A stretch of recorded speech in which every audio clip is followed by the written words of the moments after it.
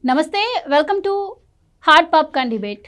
ఆంధ్రప్రదేశ్లో మద్యం కుంభకోణం సంచలనం రేపుతోంది. దీనిపై రోజుకొకళ్ళు సిట్ విచారణకు హాజరవుతున్న నేపథ్యంలో ఉత్కంఠ అయితే నెలకొంది. విజయసాయిరెడ్డి విచారణ అనంతరం మిథున్ రెడ్డి విచారణ తర్వాత మరి జగన్మోహన్ రెడ్డి నెక్స్ట్ ఉండబోతున్నారా అని చర్చలు అయితే నడుస్తున్న నేపథ్యంలో మరి ఇది జగన్మోహన్ రెడ్డి గారి దగ్గరికి వెళుతుందా, మరికొద్ది రోజుల్లో జగన్మోహన్ రెడ్డి అరెస్ట్ అయ్యే అవకాశం ఉందా, మరి ఈ రోజు విచారణలో మిథున్ రెడ్డి ఏం చెప్పారు, ఇంకెవరెవరి పేర్లు బయటకు వస్తాయి అన్న విషయాలను ఈ రోజు డిబేట్లో చర్చిద్దాం. మనతో పాటు డిబేట్లో పార్టిసిపేట్ చేసేందుకు స్టూడియోలో ఉన్నారు ప్రముఖ ఆర్థిక, రాజకీయ, సామాజిక విశ్లేషకులు మధుసూదన్ రెడ్డి గారు, అలాగే మరో senior journalist doctor Durga Vadlamani గారు. నమస్కారం అండి. నమస్కారం. నమస్కారం మేడం. నమస్తే అండి. మేడం, మనం చూస్తూ ఉన్నాము కూటమి ప్రభుత్వం అధికారంలోకి రాగానే మద్యం స్కామ్ వెలుగులోకి తీసుకొచ్చింది. ఆ తర్వాత పార్లమెంటులో కృష్ణదేవరాయలు దీని గురించి మాట్లాడటం, ఆ తర్వాత అమిత్ షాని కలవడం, ఆ తర్వాత చంద్రబాబు గారిని కలవడం, ఆ తర్వాత నుంచి ఈ కేసు స్పీడ్ అందుకుంది. ఇంకా విజయసాయిరెడ్డి గారు బయటకు వచ్చి నేను ఎలాంటి వివరాలు కావాలన్నా ఇస్తానన్నారు. సో ఈ రోజు మిథున్ రెడ్డి గారు వెళ్ళారు. మరి రేపు నెక్స్ట్ ఎవరు వెళ్ళబోతున్నారు అన్న ఉత్కంఠ అయితే నెలకొంది ప్రజల్లో. సో ఈ రోజు మిథున్ రెడ్డి ఎంక్వైరీ తర్వాత ఎలాంటి విషయాలు బయటికి రావచ్చు అంటారు? ఇంకా కొత్తగా ఏం రావండి. నిన్న విజయసాయిరెడ్డి గారు ఏదైతే చెప్పారో ఇంచుమించు అదే పంథాలో ఇవాళ మిథున్ రెడ్డి గారిది కూడా నడుస్తూ ఉంటుంది.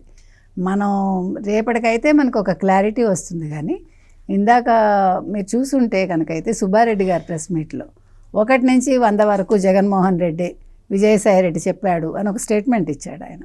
అంటే ఇవాళ A2గా విజయసాయిరెడ్డి లేడు వైసీపీలో. మీకు అర్థమైందా? అంటే ఇవాళ వాళ్ళ కోటరీ నుంచి పూర్తిగా విజయసాయిరెడ్డి పక్కకి తప్పించబడ్డాడు. రీజన్, నిన్న ఆయన మద్యం కుంభకోణానికి సంబంధించి సిట్ విచారణలో తనంతట తాను హాజరవుతానని చెప్పాడు. ఆయన మొన్న హాజరవ్వాల్సింది అవ్వలేదు. మొన్న ఎవరితో ఆయన భేటీ అయ్యారనే విషయం మనకి ఇంకా బయటికి రాలేదు.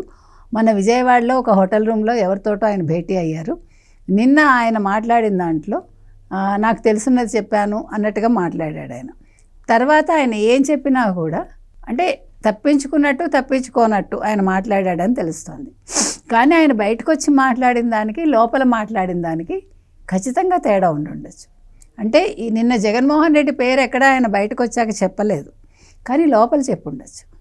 ఆ విషయాలు లీక్ అయ్యే ఇవాళ వైవి సుబ్బారెడ్డి 1 నుంచి 100 వరకు జగన్మోహన్ రెడ్డి అని విజయసాయిరెడ్డి చెప్పాడు అన్నట్టుగా ఆయన ఒక స్టేట్మెంట్ ఇచ్చారు. అంటే వీళ్ళు ఖచ్చితంగా విజయసాయిరెడ్డి అప్రూవర్గా మారాడు అనేది వాళ్ళకి అర్థమైందా? ఇప్పుడు విజయసాయిరెడ్డి ఎందుకు అవ్వాలి అని మీరు నన్ను అడగచ్చు. ఎందుకు అవ్వచ్చు అంటే శరత్ చంద్రారెడ్డిని కాపాడుకోవాలి. ఇప్పుడు శరత్ చంద్రారెడ్డి అరబిందో ఫార్మా ఏదైతే ఉందో ఈ అదాన్ డిస్టిలరీస్ కావచ్చు, లేదు ఎస్పీవైది కావచ్చు, వీళ్ళిద్దరికీ కూడా అంటే రాజ్ కసిరెడ్డి, సజ్జల శ్రీధర్ రెడ్డి వీళ్ళందరూ వెళ్ళి కలిశారు కదా. కలిసినప్పుడు ఎక్కడ ఈ సమావేశం, ఈవెన్ అధికారులు కూడా మన ఇతనెవరు విజయసాయిరెడ్డి ఇంట్లో 2-3 సమావేశాలు జరిగాయి. అసలు యాక్చువల్గా ఎక్కడో సెక్రటేరియట్లో జరగాల్సినవన్నీ కూడా వీళ్ళింట్లో జరగడం ఏంటి? ఒక మద్యాన్ని ఒక ప్రభుత్వం తయారు చేసి అమ్మించడం ఏంటి? ఇన్ని ప్రశ్నలు వస్తాయి కదండి.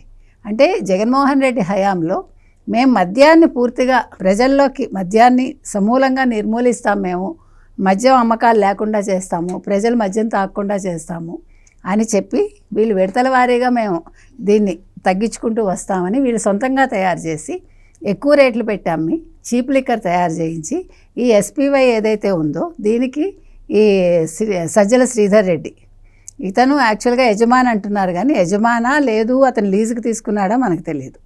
ఈ అదాన్ ఏదైతే ఉందో దానికి రాజ్ కసిరెడ్డి ఉన్నారు.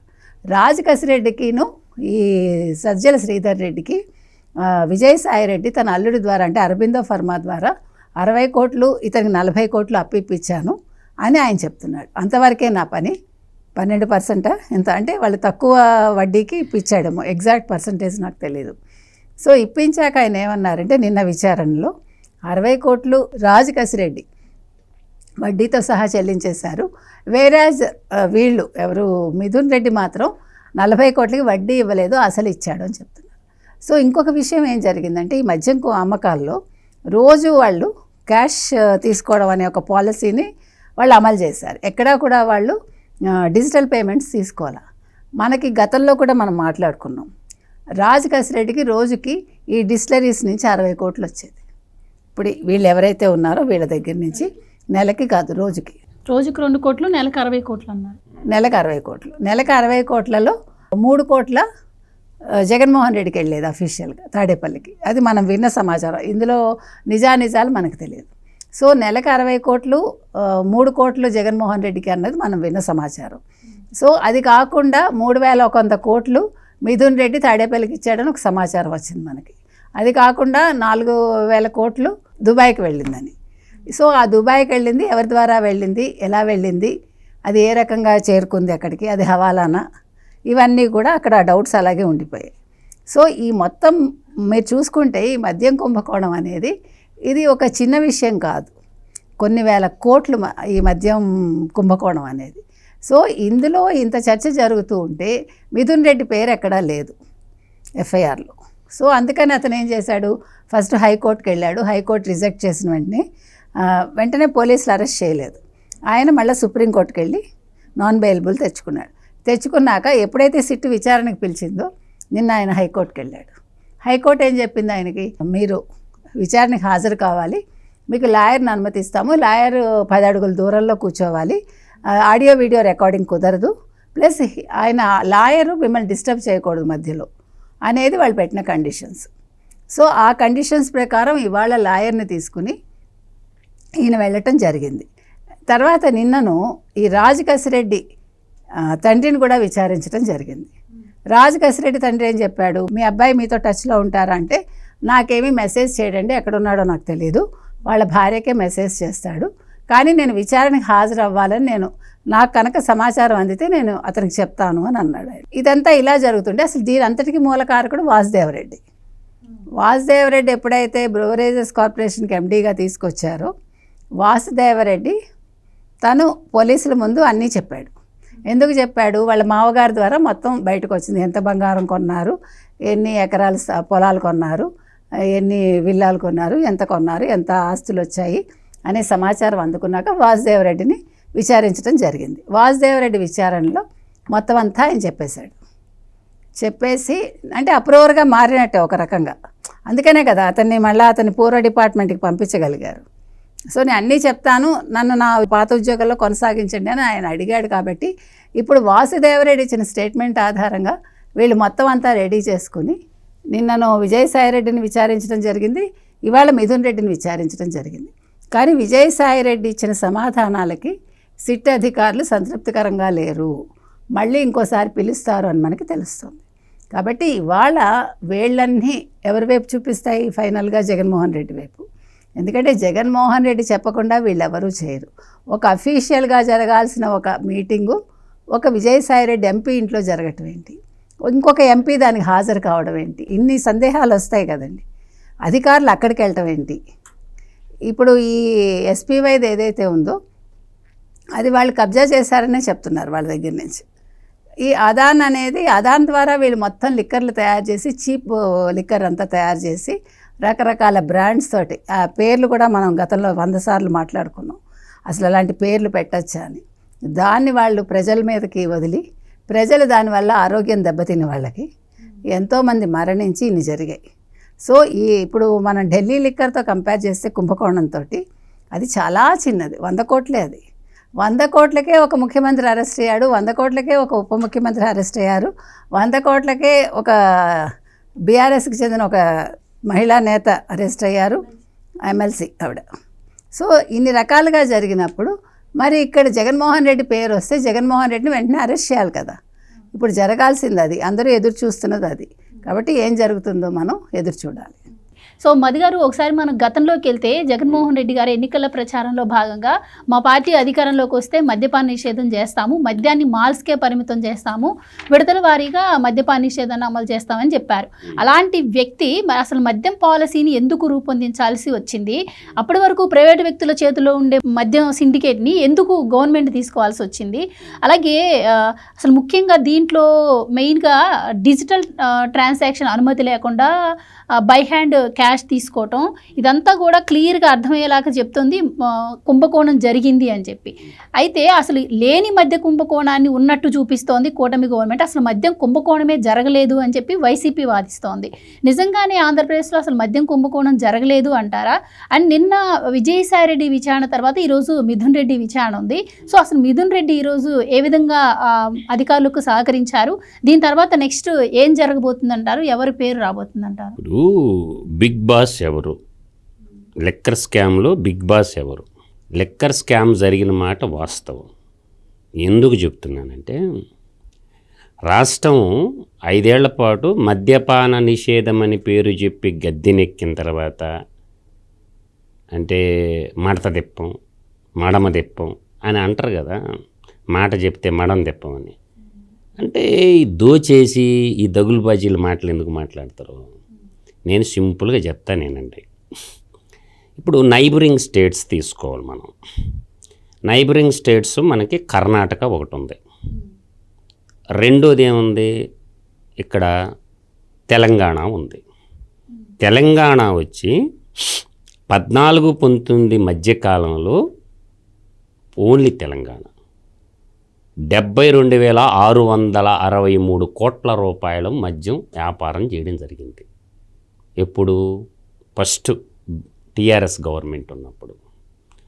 ఆమెను ఏం చేసిందంటే ఆ వ్యాపారంలో మళ్ళీ సెకండ్ టర్మ్లో కేసీఆర్ గారు యొక్క టర్నోవర్ ఎంత జరిగిందంటే 148,827 కోట్ల రూపాయలు బిజినెస్ జరిగింది.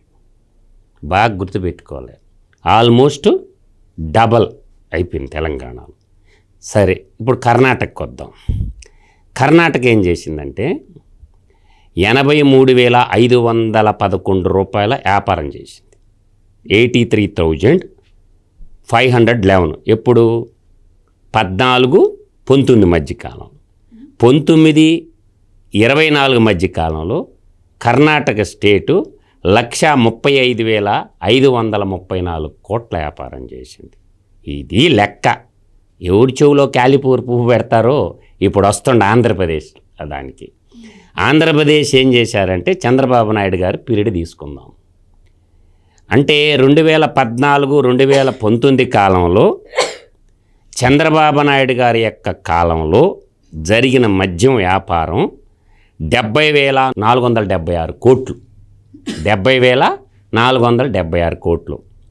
జగన్మోహన్ రెడ్డి కాలంలో 2019 నుంచి 2024 మధ్య కాలంలో 99,413 కోట్ల 50 లక్షలు.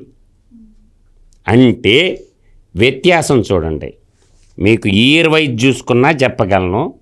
ఈ స్టాటిస్టిక్స్లో సేమ్ పీరియడ్లో కర్ణాటక ఏమో 135,000 కోట్ల 534, కర్ణాటక ఏమో 148,827 కోట్ల రూపాయలు.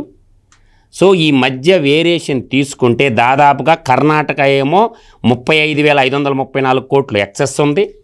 ఆగండి, ఇక్కడేంటంటే తెలంగాణ వచ్చి 48,000 కోట్ల 27 కోట్లు. మీరు స్మాల్ స్కామ్ కాదు, అందరు చెప్పినట్టు ఇది. అంటే 35,534 కోట్లు బిజినెస్ ఎక్కువైంది. ఏది? తెలంగాణలో. పక్కన కర్ణాటకలో ఏమో 35,534 కోట్లు ఎక్సెస్ బిజినెస్ పెరిగితే తెలంగాణలో 48,827 కోట్లు ఎక్సెస్ వ్యాపారం జరిగితే ఆంధ్రాలో ఎందుకు తగ్గింది? ధరలు కూడా ఎక్కువే ఆంధ్రాలో. ఏ రకంగా చూసినా ఆ ఎక్సెస్ కూడా కొట్టేశారు. అనాథరైజ్డ్గా కేసులో పంపించేసి డబ్బులు వీళ్ళు వసూలు చేసుకున్నారు. ఏవైనా ట్యాక్సులు కట్టకుండా, ఇన్కమ్ ట్యాక్స్లోకి రాకుండా, సంఘటిత నిధిలోకి రాకుండా. నేను డే 1 నుంచి చెప్తున్నాను, 31,500 కోట్ల రూపాయలు నొక్కేశారని నేను నిలబడింది ఈ పాయింట్ మీద. ఒకవైపు కర్ణాటక తీసుకున్నా, తెలంగాణ తీసుకున్నా, ఆంధ్ర తీసుకున్నా ఒకే టైం పీరియడ్ మేడం గారు గుర్తుపెట్టుకోండి. 72,663 కోట్లేమో తెలంగాణలో వ్యాపారం జరిగింది 14-19 మధ్యకాలంలో. కర్ణాటక వచ్చేలాగే 83,511 కోట్లు జరిగింది. ఆంధ్రాలో 70,470. అంటే పెద్ద వ్యత్యాసం లేదు. కానీ 5 ఏళ్లలో ఎట్టొచ్చింది వ్యత్యాసం? కర్ణాటక, తెలంగాణ, ఆంధ్ర అంటే ఇంత దుర్మార్గమైనటువంటి వ్యాపారాన్ని సృష్టించి దోచేసి దాచేసి మాకేం తెలియదు, మేము శుద్ధ పోసలం అనే మాటలు మాట్లాడకండి. మీరు ఎలా చెప్తున్నారు? ఈ లెక్కలతో సహా ఎలా చెప్తున్నారు? మీరే అంటున్నారు కదా, డిజిటల్ పేమెంట్ యాక్సెప్ట్ చేయలేదు, తయారు చేసింది వాళ్ళే, ట్రాన్స్ఫర్ చేసింది వాళ్ళే, అమ్మింది వాళ్ళే, ఏ లెక్కలు బయటికి రానినప్పుడు మీకు ఈ లెక్కలు ఎలా వచ్చాయంటారు? ఈ లెక్కలు ఎలా వస్తాయి అంటే తీసుకుంటే వస్తాయి. బేవరేజ్ కార్పొరేషన్ ఉంటుంది కదా, ఆంధ్రప్రదేశ్ బేవరేజ్ కార్పొరేషన్ ఉంటుంది కదా, ఆ ఇచ్చింది ఈ లెక్క. నా సొంత కవిత్వం కాదు. బేవరేజెస్ కార్పొరేషన్ ఎండీనే చేతుల్లో పెట్టుకుని ఆయన నిన్న మొన్నటి వరకు ఈ పప్పులన్నీ ఉరకో. బేవరేజ్ కార్పొరేషన్ ఎండీ గారు ఇచ్చిన లెక్కే ఇది. ఆ కార్పొరేషన్ నీకు పోయినా దొరకద్ది, నాకే కాదు, ఎవడికి పోయినా దొరకద్ది ఈ లెక్క.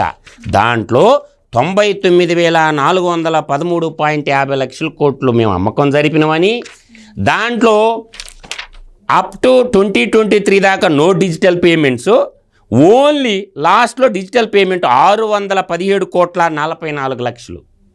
వాళ్ళు ఇచ్చిన డేటా నేను ఆ సొంత కవిత్వం ఏం చెప్పను నేను ఎప్పుడు కూడా. అందువల్ల ఏంటంటే ఈ డేటా కూడా నేను ఎక్కడి నుంచి సేకరించాను సార్ అంటే, last of considerable revenue income, ఇదిగో 3 రాష్ట్రాలది ఇది.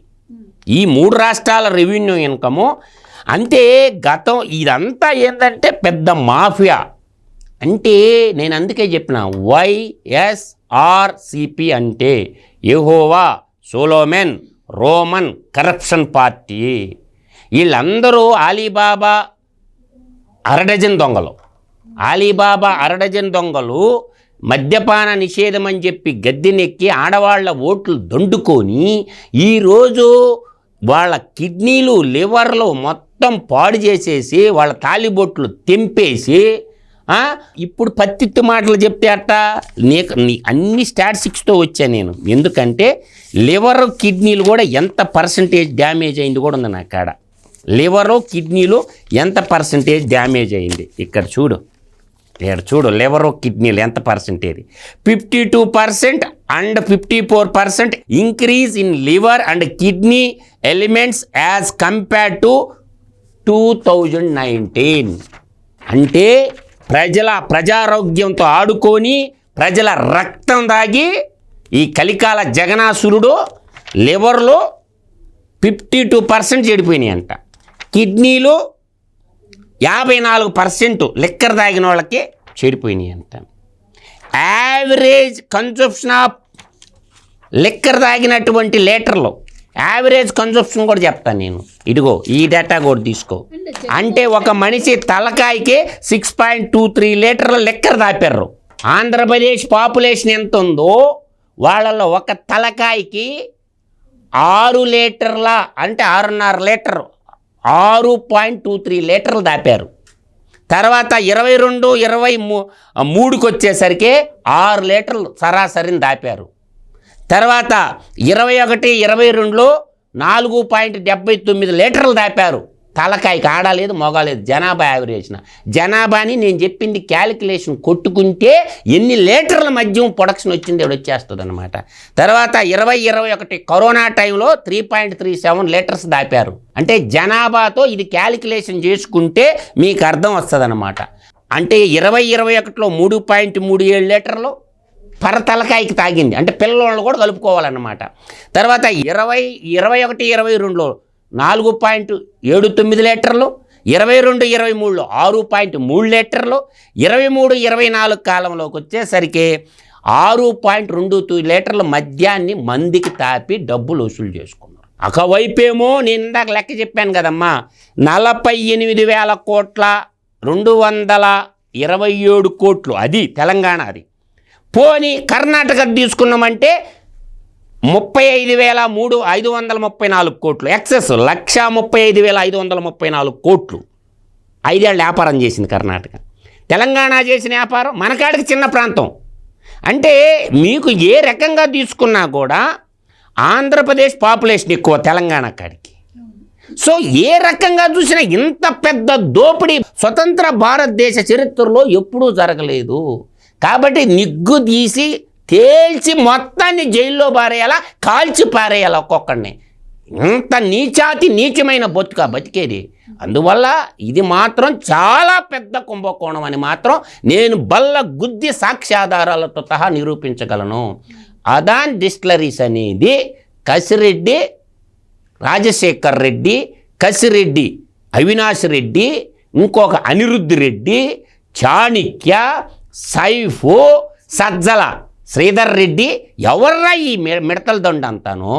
ఈ మిడతల దొండంతా రాష్ట్రం మీద పడి రాష్ట్ర సంపదని ప్రజా సంపదని దోచేసిన మిడతల దొండు. కాబట్టి ఈ మిడతల దొండుని యాక్చువల్గా ప్రమాదకారులు ఇవ్వాలన్నా ఇప్పుడు మాయోయిస్టుల్ని గ్రీన్ హంట్ పేరుతో ఏరిపారేస్తారు. వీళ్ళ నేరాల స్వచ్ఛందంగా కేంద్ర హోంమంత్రి రంగంలోకి దిగి ఈ మాయోయిస్టుల్ని ఎట్టారుతారో వీళ్ళని అట్టేరాల. వీళ్ళు అంతర్గత తీవ్రవాదులు, ఆర్థిక ఉగ్రవాదులు.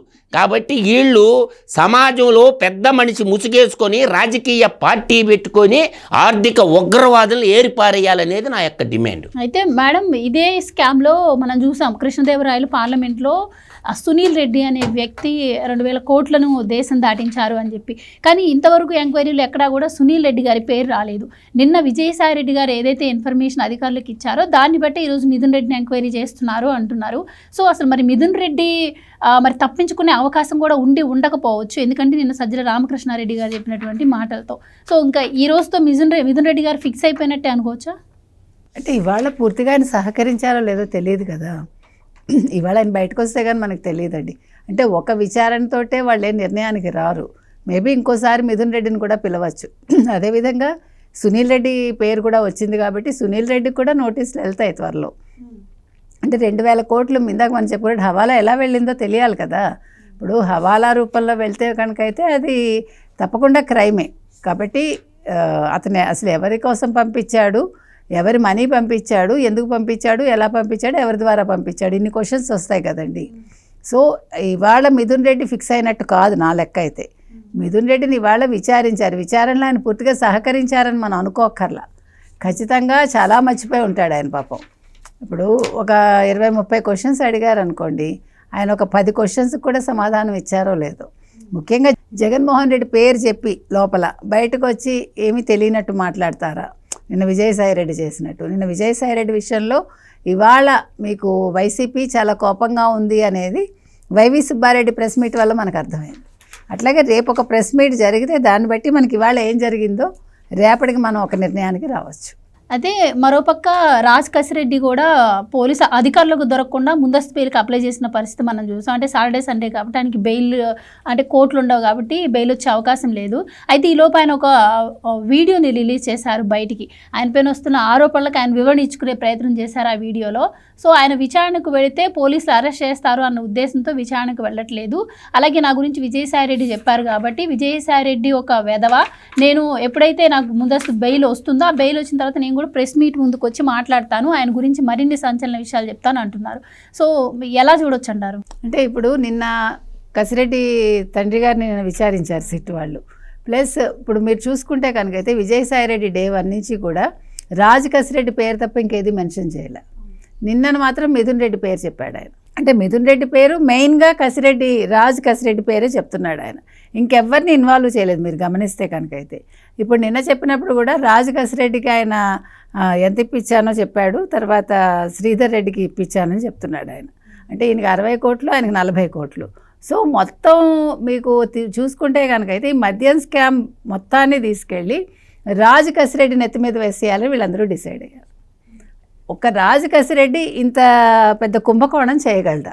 ఫస్ట్ ఆఫ్ ఆల్ మనం ఆలోచిస్తే కనుకైతే అసలు ఇప్పుడు మొత్తం వైసీపీ ఒక చోటకి చేరి ఇంతమంది రెడ్లు ఒక సిండికేట్ అయినప్పుడు ఒక సిండికేట్ని నడిపేంత తెలివితేటలు కానీ సమర్థత కానీ డబ్బు కానీ రాజ్ కసిరెడ్డి దగ్గర ఉందా? ఉండదు కదా. ఇప్పుడు వాసుదేవరెడ్డి చెప్పింది కూడా అదే. వాసుదేవరెడ్డి ఏం చెప్పాడో దాని ప్రకారం విజయసాయి రెడ్డిని పిలిచారు. విజయసాయి రెడ్డి నాదేమీ లేదు, నేను దులిపేసుకున్నాను 3 నెలల్లో అని అలాగా ఆయన చాలా అమాయకంగా ఆయన ఒక కథ చెప్తున్నాడు ఆయన. ఈ కథను ఎవడు నమ్మడు కదండి. ఇవాళ రాజ్ కసిరెడ్డి నిజంగానే బాధపడి ఉంటాడు. ఎందుకంటే మొత్తం అంతా తీసుకెళ్ళి ఆయన నెత్తి మీద వేసేస్తే తిన్నవాళ్ళు ఏమైపోయారు, అసలు తిన్నవాళ్ళేరి? అసలు మొత్తం వెళ్ళింది ఎవరికి వెళ్ళింది?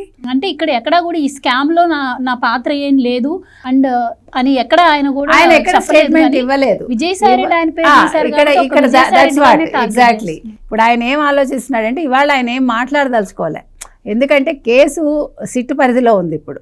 కాబట్టి ఆయన ఒక్క విషయం కూడా మెన్షన్ చేయలేదు. ఎందుకంటే నేను సిట్ వాళ్ళని అడిగాను, మీరు దేనికి నన్ను విచారణకు పిలుస్తున్నారో చెప్పండి అని ఆయన వివరణ అడిగితే సిట్ వివరణ ఇవ్వకుండా మళ్ళీ సెకండ్ నోటీస్ ఇచ్చిందన్నాడు ఆయన. కాబట్టి సిట్ ఏది మెన్షన్ చేయలేదు కాబట్టి ఆయన నేను తప్పు చేశానా ఒప్పు చేశానా ఇందులో ఎవరున్నారో ఆయన మాట్లాడలేదు. ఆయన కరెక్ట్గానే వెళ్తున్నాడు. అంటే లాయర్లు చెప్పిన ప్రకారం న్యాయవాదులతో ఆయన సంప్రదించారు కాబట్టి అకార్డింగ్ టు దేర్ అడ్వైస్ ఆయన ఇవాళ ఎంత మాట్లాడాలో అంత మాట్లాడారు. కాకపోతే విజయసాయి రెడ్డి గురించి ఎందుకు ప్రస్తావించారంటే ఖచ్చితంగా విజయసాయి రెడ్డి నిన్న అంతా అంటే కర్త కర్మక్రియ రాజ్ కసిరెడ్డి అని చెప్పినట్టుగా ఉంది కాబట్టి ఆయన గురించి నేను మొత్తం మాట్లాడతాను, మొత్తం నాది లీగల్ ఇదంతా ఒకసారి సెటరేట్ అయ్యాక నేను ఇప్పుడు బెయిల్ కోసం వెళ్తున్నాను, వెళ్ళాను కాబట్టి మొత్తం ఇదంతా కూడా న్యాయస్థాన పరిధిలో ఉంది కాబట్టి ఇప్పుడు నేను మాట్లాడను, నేను ఇవంతా తేలాక ఖచ్చితంగా ఆ వెధవ గురించి మాట్లాడతాను, అది కూడా ప్రెస్ ముందు మొత్తం వివరాలు వెల్లడిస్తాను, అతని చరిత్ర అంతా అతని బండారం అంతా బయట పెడతాను అని ఆ మాట చెప్పడం జరిగింది. సో రాజ్ కసిరెడ్డి వాళ్ళు మాట్లాడ్డాడు. ఎందుకంటే ఆయనకి కోర్టు ఏం ఆర్డర్స్ ఇస్తుందో ఇప్పుడు మిథున్ రెడ్డికి ఇచ్చినట్టుగా సుప్రీంకోర్టులో బెయిల్ వచ్చింది, కానీ హైకోర్టుకి వెళ్తే నువ్వు హాజరై తీరాలంది కాబట్టి ఇప్పుడు ఈయన అరెస్ట్ నుంచి తప్పించుకోవడం కోసం కోర్టుకు వెళ్ళాడు ఎవరు రాజ్ కసిరెడ్డి కూడా. సో రేపు కోర్టు ఏం చెప్తుందో చూసుకున్నాక ఆయన సిట్టు విచారణకు వచ్చాక సిట్టు విచారణలో ఏం జరిగిందో చెప్పాక అక్కడ జరిగింది చూసుకుని ఆయన బయటకు వచ్చి మాట్లాడతారు. ఆ మాట్లాడినప్పుడు మొత్తం విజయసాయి రెడ్డి గురించి మొత్తం చెప్తానని ఆయన అంటున్నాడు. అంటే ఆయన ఇవాళ చాలా కసిగా ఉన్నాడు విజయసాయి రెడ్డి మీద. ఇవాళ మీరు కనుక చూసుకుంటే మరి ఇంతమంది ఇన్వాల్వ్ అయినప్పుడు అసలు జగన్మోహన్ రెడ్డి పేరు బయటకు రాకుండా ఇంకా ఎవరి పేరు బయటకు రాకుండా ఒక రాజ్ కసిరెడ్డి మీదే వీళ్ళందరూ మొత్తం భారం ఎందుకు? మరి అలాంటప్పుడు ఆయన పాత్ర లేనప్పుడు ఆయన నోటీసులు ఇవ్వగానే వచ్చి హాజరై నాకు దీంట్లో ఎలాంటి సంబంధం లేదని ముందే ఆయనకి ఇన్ఫర్మేషన్ అరెస్ట్ చేస్తారు అనే ఇన్ఫర్మేషన్ ఎలా అందుతుందంటారు? కానీ ఇక్కడ వాళ్ళు సిట్ ఇచ్చిన నోటీసుల ప్రకారం ఆయన అనేది ఏంటంటే నన్ను అరెస్ట్ చేస్తారని న్యాయవాదులు చెప్పారు కాబట్టి నేను కోర్టును ఆశ్రయించానన్నాడు. అందుకని ఆయన ముందు జాగ్రత్తలు ఆయన తీసుకుంటున్నాడు. ఇక్కడ ఆయన తప్పు చేశాడో ఒప్పు చేశాడో ఇప్పుడు మనం డిస్కస్ చేయలేము, బికాజ్ వన్స్ అది కోర్టు పరిధిలో ఉంది కాబట్టి ఆయనకి ఒకసారి ఒకవేళ నువ్వు వెళ్ళి హాజరవ్వాలి అంటే ఖచ్చితంగా he has to come to SIT దగ్గరకు వచ్చాక అప్పుడు మనం ముందు వెనకల పూర్వాపరాలు మనం మాట్లాడుకో. సో ఫైనల్లీ రాజ్ కసిరెడ్డి అయితే విజయసాయి రెడ్డి గారి భాగవతం అంతా నేను మీడియా ముందుకు వచ్చిన తర్వాత మాట్లాడతాను అని చెప్పి ఆ ఆడియోలో ఉంది. సో అసలు అంటే ఎవరైతే ఈ స్కామ్లో ఉన్నారు అని పేర్లు వినిపిస్తున్నాయో వాళ్ళ మధ్యనే డిస్ప్యూట్ రావడం, నిజాలన్నీ బయటకు వస్తున్నటువంటి పరిస్థితి. మరి ఇంక రేపు రాజ్ కసిరెడ్డి మీడియా ముందుకు వస్తే ఇంకెన్ని సంచలన విషయాలు బయటకు వచ్చే అవకాశం ఉందంటారు? అండ్ ముఖ్యంగా మనం చూసాం ఢిల్లీ కుంభకోణం కేసులో, మద్యం స్కామ్ కేసులో ఈవెన్ ముఖ్యమంత్రితో సహా 100 కోట్ల స్కామ్కే ఎన్నెన్ని రోజులు నెలల పాటు వాళ్ళు జైల్లో ఉండాల్సిన పరిస్థితి. రేపు కానీ ఇది ప్రూవ్ అయితే శిక్షలు ఏ విధంగా ఉండే అవకాశం ఉంటుందంటారు? ఖచ్చితంగా సినిమా పెద్ద సినిమా. నేను గుమ్మడికాయలు దొంగోడు అంటే భుజాలు దోడుకుంటున్నారు. నువ్వు దోపిడీ చేయకపోతే నీకెందుకు రా బాబు భయము? నేను లాయర్ కాడికి పోయినా, సుప్రీంకోర్టుకు పోతుండా, యాంటిసిపేట్ బెయిల్ తెచ్చుకుంటాను, నీ అయ్య ముల్లే బట్టే బాజు మాటలు అన్నీ అంటాడు. నీ అయ్య ముళ్ళు ఉందని వచ్చినావు ఆంధ్రప్రదేశ్ తెలంగాణ నుంచే. ఇప్పుడు ఒక రాష్ట్ర ఢిల్లీ ముఖ్యమంత్రిని అరెస్ట్ చేశారు 100 కోట్ల స్కామ్కి. ఢిల్లీ ఉప ముఖ్యమంత్రి మనీష్ సిసోడియాని అరెస్ట్ చేశారు. ఒక తెలంగాణ రాష్ట్ర ముఖ్యమంత్రి కూతుర్ని అరెస్ట్ చేశారు, పెద్దల సభలో ఉన్న ఎమ్మెల్సీని. ఈ బట్టి మాటలా దోపిడీ చేయలా? నీ పాత్ర లేదా దీంట్లో? నువ్వు ఎత్తుకొని పోయి ఎవరికి ఇచ్చినో చెప్పు. ఆ డబ్బులు ఈడు తిన్నది కాదు కసిరెడ్డి రాజు. ఈ డబ్బులు ఎత్తుకొని నువ్వు ఎవరికి ఇచ్చావు? నీ బాస్ ఎవడో అది అడగతుంది. చిట్టు ముందుకు వస్తే ఏంది అంత సిగ్గెందుకు? నువ్వు దొంగతనం చేయకపోతే పోలీసు వాళ్ళు ఆధారాలు ఏమీ లేకుండా నేను విచారానికి పిలిచిర్రా, రావయ్యా కన్నయ్యా అనే. కాబట్టి నువ్వు దోచిన మాట వాస్తవము, దాన్ని ఎత్తుకొని పోయి బిగ్ బాస్కి బినామీగా నువ్వు ఉన్నావు. బిగ్ బాస్ బినామీ రాజ్ కసిరెడ్డి అనే వ్యక్తి బిగ్ బాస్కి బినామీ. ఆ బిగ్ బాస్ పేరు చెప్పు చాలు. ఊరక నువ్వు కబుర్లు చెప్తే ఎట్టా? ఇప్పుడు 14-19 మధ్యకాలంలో ఆటోమిక్ ఆర్డర్ సప్లై ఉండేది. ఏ బ్రాండ్ సేల్స్ అది ఉంటే అది ఆటోమేటిక్గా కొనేవాడు. ఇప్పుడు ఏం చేశారని 19-24 మధ్య మాన్యువల్ మోడ్. ఎవడికి చెప్తారా కబుర్లా? అని అంటే CC camera, satellite image, Google takeout అన్నీ తీస్తే నువ్వు ఎక్కడి నుండి ఎక్కడికి పోయింది, టెక్నాలజీ నుంచి ఆడికి తప్పించుకుంటావా? ఎన్ని రోజులు తప్పించుకుంటావా? టెక్నాలజీ నుంచి తప్పించుకోవటం నిన్ను కాదు కదా, నిన్ను పుట్టించి నీ అబ్బతరం కూడా కాదు. అందువల్ల ఏంటంటే దొంగతనం చేయకముందు ఉండాలా. ఆంధ్రప్రదేశ్ డబ్బులు తినేసి ఇతర దేశాలకి దాటిచ్చేసి, ఆఫ్రికాకి, దుబాయ్కి దాటిచ్చేసి ఎవరు చెప్తావు కబుర్లు? 14-19 మధ్యకాలంలో 31 బ్రాండ్స్ ఉండేవి. అంటే లో ప్రైస్ బ్రాండ్లు, 50 రూపాయల నుంచి 70 రూపాయల దాకా అమ్మేవాళ్ళు. దాన్ని 120, 140కి పెంచి 2 బ్రాండ్లు కుదించి ధర చూడండి డబల్ చేసి వీళ్ళ దొంగ తెలివితేటలు ఆడవపడుతుండే. 31 బ్రాండ్లు ఉన్నటువంటిని 2 బ్రాండ్లు కుదించి 50 రూపాయలు 70 రూపాయల మధ్యలో రేట్లున్న వాటిని 120, 140 పెంచేశారు. అంటే ఒక ఓటేసిన పాపానికి, ఒక రాష్ట్రానికి ముఖ్యమంత్రిగా ఎన్నుకున్న పాపానికి రాష్ట్రం మీద పడి దోచేసింది కూడా గాక దానికి లెక్కలు చెప్పమ్మా. నువ్వు ఐటీ సలహాదారుడుగా ఉన్నావు, ఐటీ కంపెనీలు తేవాల్సింది పోయి లెక్కర్లో నువ్వు ఎందుకు ఉంగిలి పెట్టు? ఆ విషయం ఆయన చెప్పాలి కదా, ఐటీ సలహాదారుగా ఉన్నా నాకు సంబంధం లేదు. ఆ మాట వచ్చి చెప్పు. నువ్వు ఐటీ సలహాదారుడుగా ఉన్నాను, నాకు అసలు ఈ లెక్క వ్యాపారంతో సంబంధం లేదని చెప్పు. నువ్వు ఐటీకి చేసిన డెవలప్మెంట్ ఏంది? ఐటీ సలహాదారుడుగా నువ్వు తీసుకున్న జీతం ఎంత? ఐటీ గురించి మాట్లాడకుండా నువ్వు లెక్కర్ దాంట్లోకి ఎందుకు ఉంగిలి పెట్టినవా? అందువల్ల ఏంటంటే నువ్వు చేసినవు, తప్పు చేసినవు, దొరికిపోయినవు. అందువల్ల అంటే కుదరదు. నేను ఇందాక స్టార్టింగ్లోనే చెప్పాను మీకు, తెలంగాణ 5 ఏళ్ల కాలం తీసుకుంటే 1,48,827 కోట్ల వ్యాపారం చేసింది. కర్ణాటక 1,35,534 కోట్ల వ్యాపారం చేసింది. ఆంధ్రప్రదేశ్ మాత్రము 99,000 కోట్ల వ్యాపారం చేసింది. అంటే ఈ మధ్యలో ఉన్న 48,000 కోట్ల రూపాయల వ్యాపారం దొంగతనంగా మీరు చేసినట్టేగా. ప్రభుత్వ సంఘటితకి రాకుండా 1,00,000 కేసులుంటే 1,10,000 కేసులు పంపించేది. ఆ 10,000 కేసుల డబ్బు వీళ్ళు తీసుకునేది. అట్లా ఒక మాఫియాలాగా ఏర్పడిపోయి వీళ్ళందరూ ప్రజల సంపదని, గవర్నమెంట్ సంపదని దేశద్రోహానికి, రాజద్రోహానికి పాల్పడ్డరనమాట. ఇప్పుడు ఈ కేసులో రాజద్రోహం కేసులు పెట్టాలా? ఇది అసలు సిసలైనటువంటి రాజద్రోహం. రఘురామకృష్ణరాజు పేరు మేము పెట్టి రాజద్రోహం చేపెట్టి చేయని తప్పు కొట్టారు కదా, మిమ్మల్ని దేని తీసుకొని కొట్టాలి? ఇప్పుడు ఆ రాజద్రోహం కేసు కూడా ఇప్పుడు నమోదు చేయాలా. వీళ్ళ ఆస్తులన్నిటి కూడా ఈడీని కూడా PMLA preventive money laundering act కూడా రంగంలోకి దింపాలా. ఇది మామూలుగా APCID తేల్చే కేసు కాదు. CBI, ED ఇన్వాల్వ్ అవ్వాలా.